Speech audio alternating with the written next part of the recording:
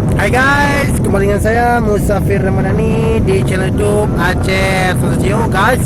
Itu yang tangan saya itu ada pulau atau kita bilang The Lonely Island. Itu pulau yang tak ada orang, tapi apabila ingin berwisata ke sana sangat indah dan kita bisa menyewa boat guys.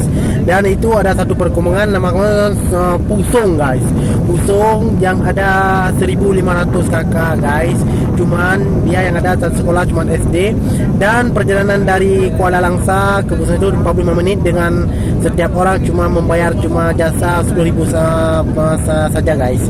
Jadi guys, itu yang uniknya, orang kehidupan itu khusus untuk kehidupan berbagai macam, misalnya untuk kehidupan mereka cuman untuk laut dan lain-lain guys.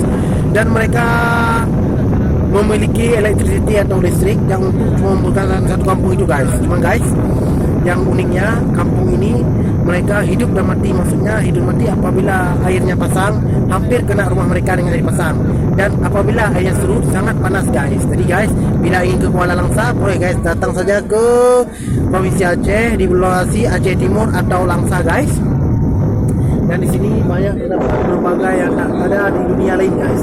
Nah, guys bisa guys lihat bagaimana kehidupannya dan banyak keindahan alamnya guys. Nah, guys, bayangkan guys.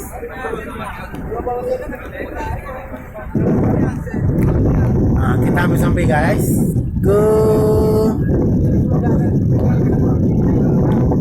Desa Pusong guys.